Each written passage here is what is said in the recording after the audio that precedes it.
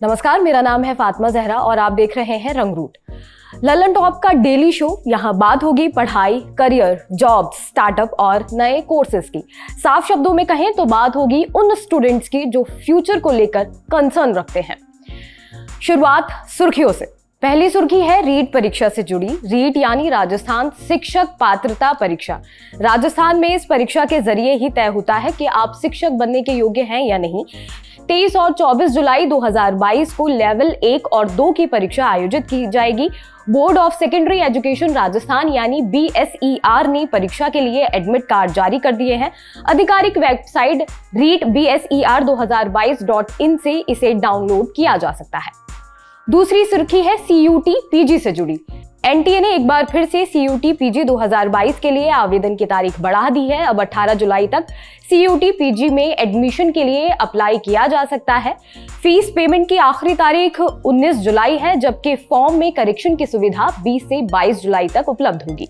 तीसरी सुर्खी शिक्षा मंत्रालय से आई है। केंद्रीय शिक्षक मंत्री धर्मेंद्र प्रधान 15 जुलाई को देश भर के संस्थानों में NIRF रैंकिंग जारी करेंगे। केंद्रीय शिक्षा मंत्रालय 11 कैटेगरी में NIRF रैंक जारी करता है।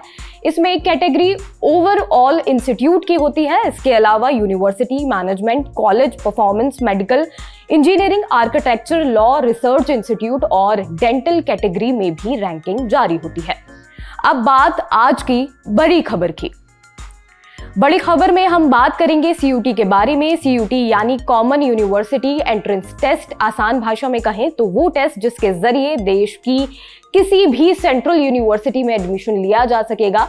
CUT PG के लिए 9,50,804 कैंडिडेट ने रजिस्टर किया है। कुल 86 विश्वविद्यालयों में एडमिशन के लिए ये परीक्षा आयोजित होनी है। इसमें 43 universities, 13 state university, 12 deemed university और 18 प्राइवेट यूनिवर्सिटी शामिल है। देश में पहली बार हो रही CUT परीक्षा 15 जुलाई से 20 अगस्त के बीच आयोजित होनी है।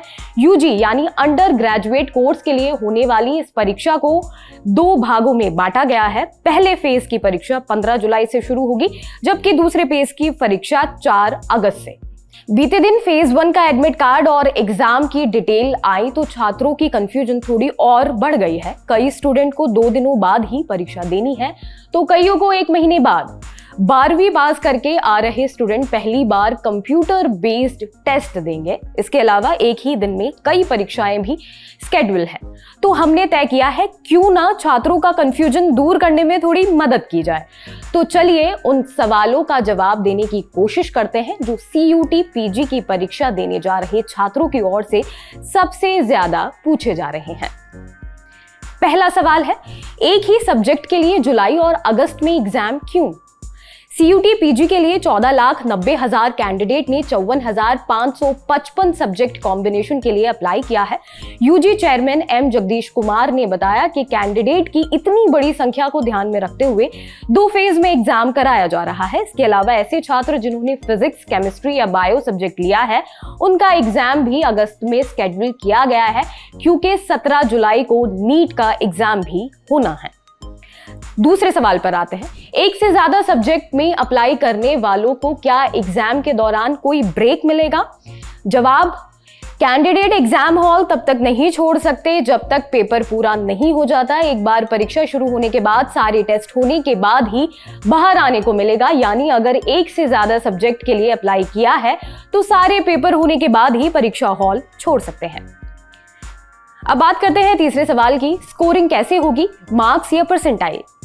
NTA जो रिजल्ट जारी करेगा उसमें स्कोर परसेंटाइल में होगा। ये कैंडिडेट का असल परसेंटाइल नहीं होगा बल्कि नॉर्मलाइज स्कोर होता है। नॉर्मलाइजेशन की प्रक्रिया उन परीक्षाओं में लागू होती है जो कई दिनों तक चलती है। जैसे अभी 2 दिन पहले JEE मेन का रिजल्ट आया था। आपने खबरों में पढ़ा होगा कि 14 छात्रों ने JEE मेंस में 100 परसेंटाइल स्कोर किया है। आसान भाषा में परसेंटाइल को ऐसे समझिए कि अगर किसी कैंडिडेट ने 100 परसेंटाइल स्कोर किया है तो ये माना जाएगा कि परीक्षा देने वाले 100% लोग उससे नीचे हैं या बराबर हैं। अब बात करते हैं चौथे सवाल की, क्या पेपर में सारे सवाल करने होंगे? लैंग्वेज और डोमेन सब्जेक्ट में कुल 50 प्रश्न होंगे। इसमें से केवल 40 सवाल हल करने होंगे, जबकि जर्नल टेस्ट में 70 में से 60 हल करने होंगे। सीयूटी में हर टेस्ट की समय सीमा 45 मिनट की होगी, जबकि जर्नल टेस्ट की समय सीमा 60 मिनट की होगी। जर्नल टेस्ट कुछ चुनिंदा कोर्सेज के लिए ही देना होगा। 5वां सवाल, क्या नेगेटिव मार्किंग होगी? सीयूटी में बहुविकल्पीय प्रश्न पूछे जाएंगे। सही जवाब पर टिक लगाना होगा। जिन कैंडिडेट का जवाब सही होगा उन्हें 5 नंबर मिलेंगे, जिनका जवाब गलत होगा उनका 1 नंबर घट जाएगा, यानी हर गलत जवाब के लिए 1 नंबर काटा जाएगा। जिन सवालों को रिव्यू के लिए रखा गया होगा या जवाब नहीं दिया गया होगा उसमें कोई भी नंबर नहीं दिया जाएगा।